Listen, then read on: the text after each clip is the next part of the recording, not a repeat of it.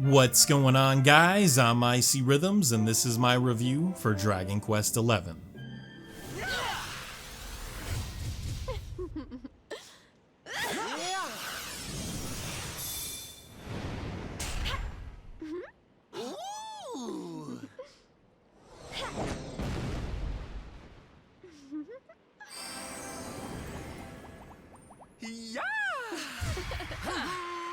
Dragon Quest XI, from a visual standpoint, is an amazing looking game at times and just sort of a good one at other times.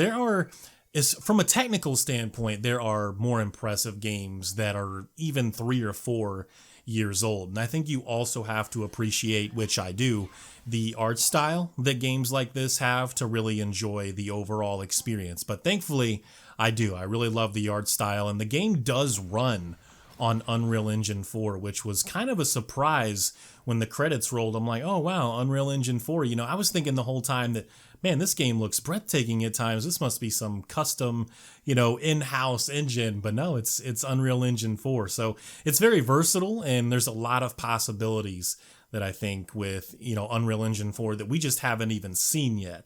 And I'm going to assume sometime in the next 3 or 4 years, we're going to start seeing or hearing about Unreal Engine 5. So I don't even want to think of the possibilities with that. I don't think Unreal Engine 4 has been quite the beast that it was last generation in terms of like a lot of developers using it. A lot of them have their own in-house engine at this point, but there's a lot of possibilities. It's very versatile, and I can't wait for more games to start using it again. But not knocking on custom engines. I'm just saying there's a lot of great custom engines out there. But yeah, Dragon Quest is a beautiful game, especially in the town's pet powers. The pet powers when you're doing different fighting mechanics with people in your party, trying not to say too much, trying not to spoil much in this review. A lot of that stuff is fucking amazing. In this review, I am cursing, I know, but it is amazing how some of that stuff looks and what they were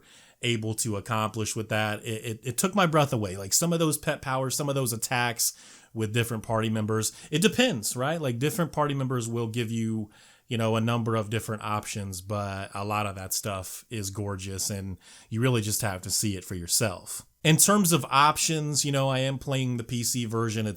I want to say it's pretty bare bones. There's not really a lot that you can tweak here, and the game runs best at a high resolution, 30 FPS or 60 FPS. It can be demanding at times. It like I said, it does have some really beautiful moments, and you got to have one of the better PCs, one of the better GPUs, one of the better CPUs to really make this thing sing. But it's not the most demanding game. Again, I did say that there are, technically more impressive games than Dragon Quest. It's just, it may be an optimization thing, but there's some settings that you can turn up that will really knock down the FPS. It's all in what you want. Resolution, frame rate, in a game like this, some people would probably prefer 4K 30 FPS is probably going to suit the experience, because this isn't one of those games where, there's a lot of, excellent timing and things like that required, but I still really like my performance. So even with all of that being said, I'll choose 60 every damn time.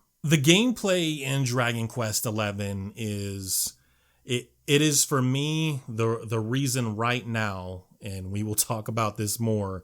This is my current game of the year. I was smiling pretty much the entire time, and the gameplay in this game, the game as a whole, gave me about 130, 140 hours total, just to give you an idea of how much content, how much love, how much effort was poured into this game. I mean, that's the reason right now this game is winning. Having me smiling the entire time is a huge plus. You're going to get a lot of points for that. And they got at least 1 or 2 more points for the fact that this is turn-based. And while I would say that Dragon Quest is not the most challenging game, there are some settings that you can tweak to make it even more challenging. I would say it's not the most challenging game. I think I died maybe less than 6 times. 6 times or less, something like that. I didn't die a lot in this game, and a lot of those came from the final final boss, because this game has those moments where you think it might be over and there's another 30, 40, 50 hours to go. I think it had 2 moments like that for me. And the last time a game gave me that, it was an amazing game, was The Witcher 3. There was 1 or 2 moments in that game where I thought it was over and it wasn't. Turn-based combat for me, choosing different spells, picking different items depending on the situation, how intense is this? How difficult is this boss?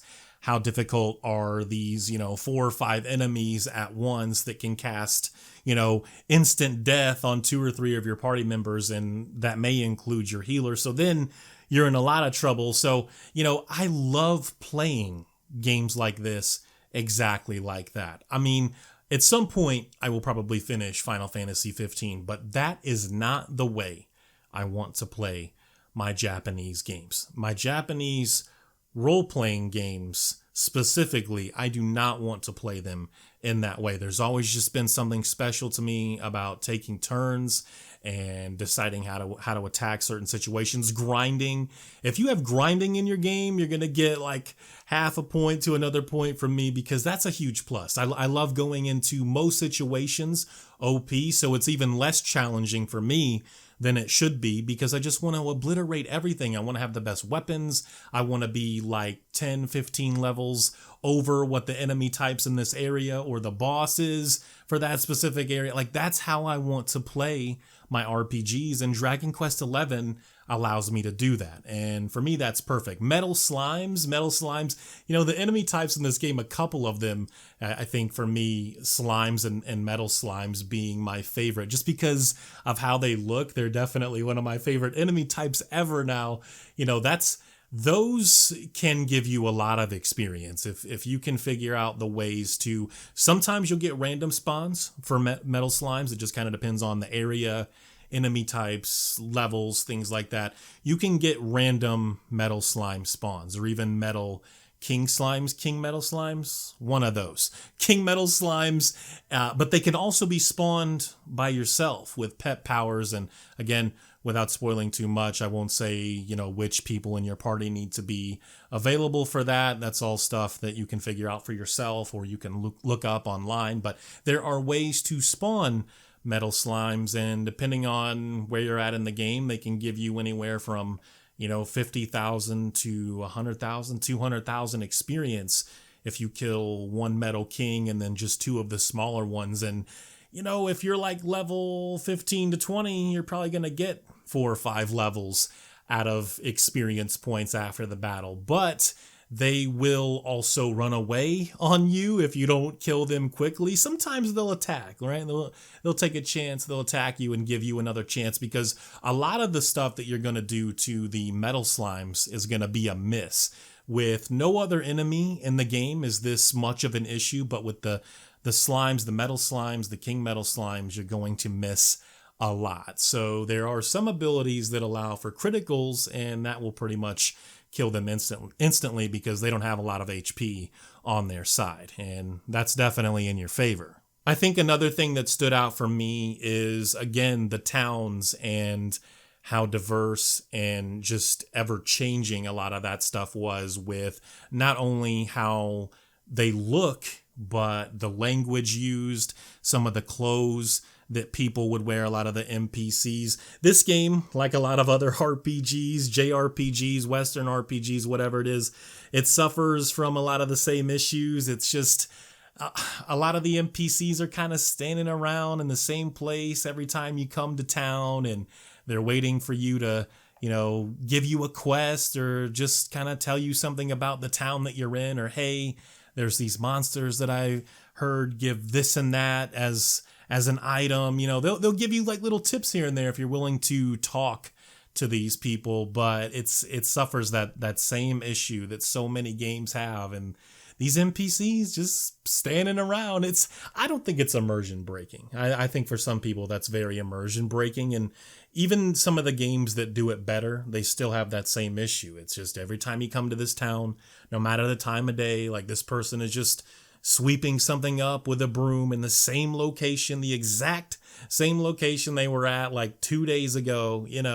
It's not a knock on the game. It's just, I wonder when we can get this fixed in video games. Again, I think with all of the content, the turn-based combat, the pet powers that look absolutely amazing, different towns and having different languages and every one of them feeling different in their own way, this gameplay is some of the best I've ever experienced in a JRPG. And, I feel like you have to play it for yourself to fully understand. Maybe this is the game. Maybe this is the game that would get you into turn-based combat, because it can be rewarding at times. There is a steal mechanic by one of your party characters, and he is able to steal items, sometimes very important, very useful items from a lot of the enemy types. And I love that. It reminded me of other games have done this, but it reminded me immediately.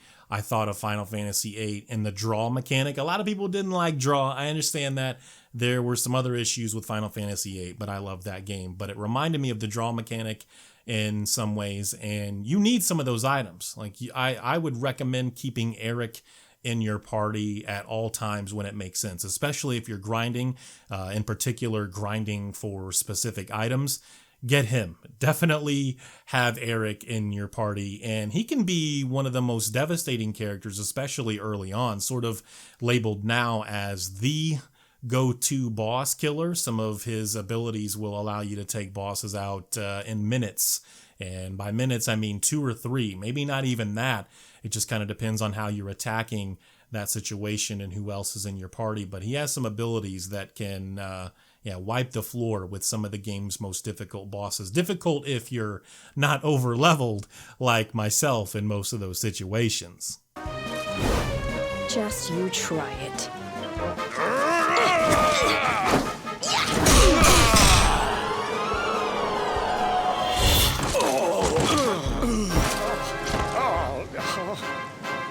I can't be expected to take her on alone. Sir Hendrik! Sir Hendrik! Come on. We'll head around the mountain and meet up with the others before he gets back. So the story in Dragon Quest XI is one of the things I enjoyed the most. I don't feel it's difficult to understand. This is one of the most straightforward in terms of JRPGs that you could ask for. There is absolutely, for me, there wasn't anything confusing here whatsoever. Obviously, you're playing one of the heroes. You're playing the main hero. You're playing the Luminary in this game, and at one point you're told that the Luminary is not actually the Luminary, that you're some dark spawn, and you're kind of like cast out of this certain situation. And I won't say too much else beyond that as far as being cast out and who's involved and everything else that's involved in that situation. But you are trying to stop the villain of this game, Mordegon, from doing all of his evil doings, if you will, trying to stop him from doing everything that he's trying to accomplish. So there's obviously a conflict of interest there. Again, real simple to follow along with. And I think for me, in order to get the best idea of what's happening in this game and to get the absolute true ending and to find out who Mordegon really is and everything else, try to pay attention to everything that you've seen up to that point, up to the post-game content, and it's going to be a really nice surprise. Like, oh man, like I didn't see that coming, like what just happened here? And it's a really great moment, but you have to play the post-game content, in my opinion, to get the full story here. And there is a lot to take in, even though it is straightforward. Like, the writing is really good, but I think at times, especially considering you do have to read a lot, they don't. And I think that this is done for their own design reasons. They don't always give the best idea of what you're supposed to do next. There's not, for some quests, there's not the best markers on your map. So someone, even for like a side quest, might tell you, hey, I hear that there's this really cool weapon, or, there's this monster that does this and this up to the northwest, and you think they might be talking in the hub area that you're currently in, but they might be talking somewhere else where you got to get on your boat and, travel elsewhere, get on your horse and ride for a while. So it's all, it's going to be difficult for some, I think, especially if you haven't played games like this before that don't always hold your hand, but it's not a difficult game. It's not a difficult game to understand, especially with the story. And when it all wraps up, I don't want to forget some of my favorite characters, but, Sylvando, he did grow on me. He grew on me quite a bit. He is this, flamboyant, very flamboyant character he is one of the best characters ever in a JRPG or just any game, period, as far as I'm concerned. He grew on me, though. That took a while. At first, I'm like, I don't know about this guy. But aside from being just a great character and I think well written, he's very helpful in battle moments as well, depending on who and what you're fighting. Eric is a go-to character, just his overall look, his attitude, the personality and everything. He's always upbeat, usually very cheery. I love Eric. And of course, Jade, right? Like, you gotta love Jade. I mean, look at Jade. How could you not like Jade? And on top of that, I just really liked her. She's so confident, and she can be cocky at times, but she's very reserved as well. Like, she doesn't say a ton. She's not very outspoken in terms of, say Eric or Sylvando, but she's very, you gotta like Jade. We'll just say that. You gotta like Jade. But the story overall, a lot of the characters, even Mortigan, right? Like the villain of the game, he is not, okay, let's not say that because that would be kind of spoilerish. But like even his character, I really enjoyed that. And I think they did a really good job. Just the overall look and design of his character, the voice acting, everything comes together so well. And I just love Dragon Quest XI, and the story also doesn't disappoint.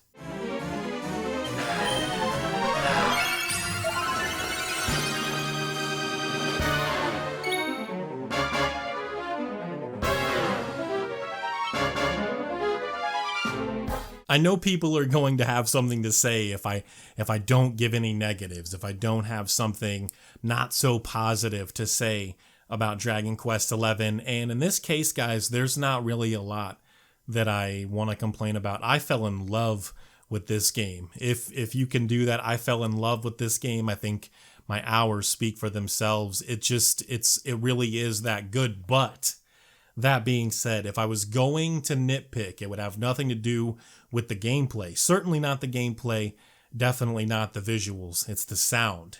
The music tracks in this game, the music itself is fine.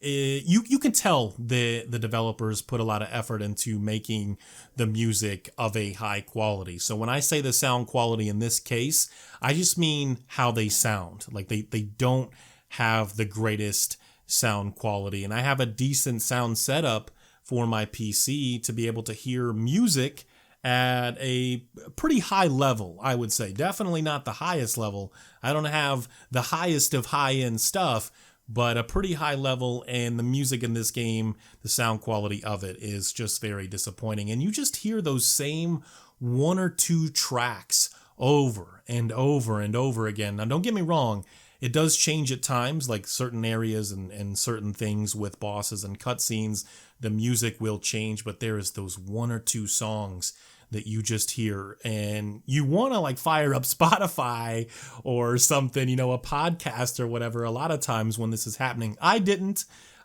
because I felt like it would take me out of the experience, but there were times where I turned the music all the way down to 1 and I could still hear it. I don't know what's wrong with that.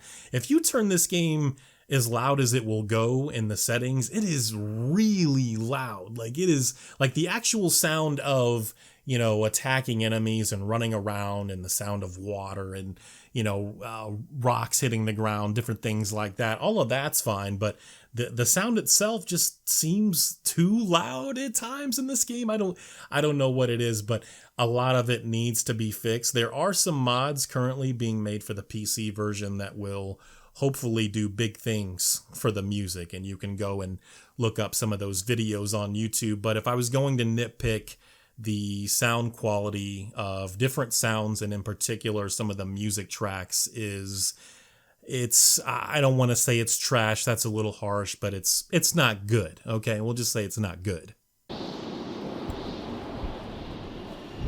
Look, that light!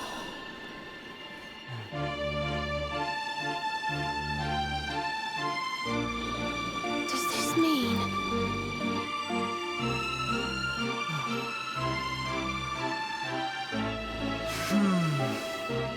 And just to give a conclusion on this review, I feel like if it wasn't clear already, I loved Dragon Quest XI. It is now, right? And this is a huge thing. It is now my second favorite game of the generation. And that's saying a lot because I love The Witcher 3. And I think if I played these games back to back 2 or 3 years from now, I might even say that I like Dragon Quest XI a little bit more. And it is just behind The Witcher 3. There's not a big gap there. Not for me. Like if that means anything to you, not for me.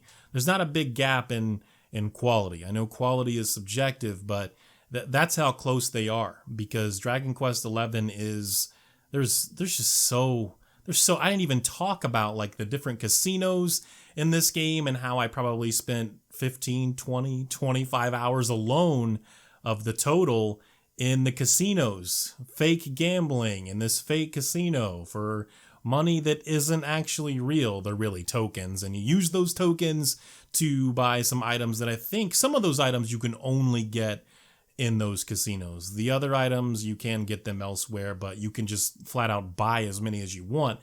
Some of those items from the casinos. So I spent a lot of time there just getting a ridiculous amount of tokens that I didn't actually need to buy everything that I wanted. I didn't talk about the zoom mechanic with the fast traveling, or there's actually an even cooler way from a cinematic standpoint. It's a cooler way of traveling, but the zoom mechanic will actually take you to more places. Later in the game, though, you get a different form of transportation that I think a lot of you will like, and you'll be like, oh man, this game it keeps getting better and better. That's how I felt. I'm like, oh man, they're gonna give me this thing. I can go here, here, and here now. Like this game, when does it stop? A lot of times, I felt this game is like a combination of, for me anyway, it felt like, at times it felt like Final Fantasy, at other times it felt like Suikoden, it felt like Zelda. It just a combination of all of this different stuff, and I loved it. Some of you may not feel that way after playing it. Like, man, what was Icy talking about? This doesn't feel like this game or that game, but I felt that. Maybe it was just me feeling like, again, a kid at times, smiling away at this game as I played it, and I couldn't stop. I couldn't get enough of it. I haven't uploaded a video in, I don't know, a week and a half, 2 weeks, something like that, because I've been cracked out on this game, and that's just how good it is. Why am I spending this much time in a fake casino? Like, think about that. And I'm just thinking to myself, I'll get back to these side quests and the main story whenever I feel like it. But it is that good. I'm gonna give it 10 out of 10. It's a masterpiece. I need Dragon Quest 12 like yesterday. Now I know I'm not gonna get it, but it's, I would be really happy if I could get Dragon Quest 12 in like, the first year or two of the next generation or something. And if I have to, if it's exclusive to one of the consoles or something, that would be very upsetting, but I think I would have to play it. Like I would have to play a Dragon Quest 12, a game that can have me smiling the entire time like this. It means a lot. It means a lot to me. I'm sure it'll mean a lot to you guys once you get around to playing it. If you love Japanese games, this is a must play. If you love JRPGs, in my opinion, this is a must play. Or even if you're on the fence, you're more of a, Western RPG guy, this may be the game that does it for you. Maybe this game is finally the JRPG that gets you on board. And you're like, man, what have I been doing? I've been missing out on these games, but it is that good, guys. 10 out of 10, masterpiece. Thank you again for watching this review. I do appreciate it. You guys have all been great. Links to my Twitch, links to my Twitter, all down below, and I will talk to you guys again very soon. Thanks again for watching my Dragon Quest XI review. Good night. Take care.